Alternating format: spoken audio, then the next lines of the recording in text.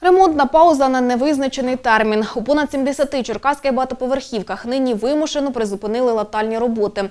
Зокрема, незавершеними залишилися ремонти покрівель і утеплення. Усе через брак коштів. Їх ОСББ мали б отримати за програмою співфінансування від міської ради. Однак віддати такі потрібні на старті холодного і дощового сезону гривні там не можуть. Юлія Хемраєва продовжить тему. Оце в мене за час накапало скільки води в тазик. Це відео пані Наталя відзняла під час останньої зливи. Повінь зі стелі у її квартирі – постійна гостя. Робити косметичний ремонт, каже жінка, вже знесилилась. Дощ іде в квартирі. Тече з потолків, тече по стінах, кругом все цвіте. Оці двері, коли заливає, буває таке, що ми раз зранку не можемо їх відкрити, вони розбухають. Воно навіть видно. Потьоки, вони не змиваються. У період злив доводиться взагалі вимикати електрику, бідкається Наталія. Адже звичайний дощ може стати причиною пожежі. Видно воно над люстрою, що пробито в плиту. Проводка оця, і то воно туди текло. Я сиділа за столом, їла, і на мене капала з лампочки гаряча вода.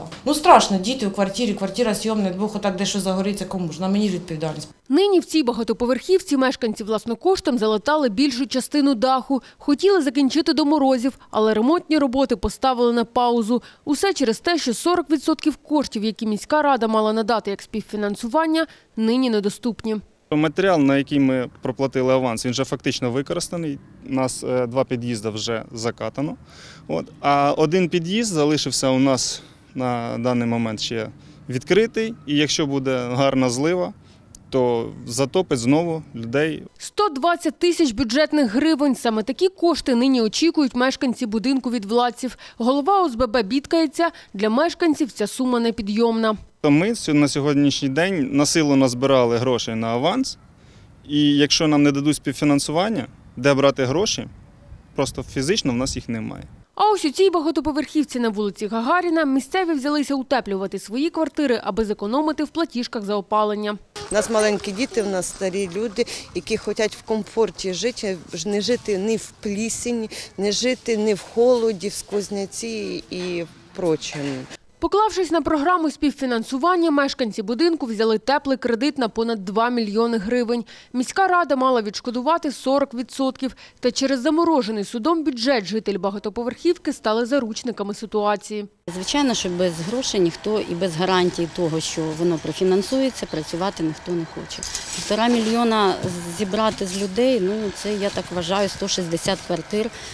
Порахувати неважко, це нереальні кошти. У ремонтному стопі нині і ця багатоповерхівка на Надпільній. Мешканці запланували встановлення ІТП, який би дозволяв кожній квартирі щомісяця економити на опаленні до 5 000 гривень. У нас транзитний будинок, мережа транзитна проходила, і нам треба було робити ще й реконструкцію. Тобто силами ОСББ це зробити було непосильно. Ми вимушені були звертатися до міста. Зі своїми проблемами представники черкаських ОСББ уже приходили на виконкоми, пленарні засідання депутатів та організовували прес-конференції із гучними заявами. Чи за цей час в мерії придумали, як підсобити черкащанам, дізнатися не вдається, адже в профільному департаменті ситуацію коментувати відмовляються. Вказують лише на заблокований судом бюджет, що стало наслідком таємної канівської сесії. Аби пришвидшити вирішення фінансового питання, представники черкаських ОСББ планують навідатися на завтрашню депутатську пленарку. Юлія Хемраєва, Анна Сенченко. Віка Новини.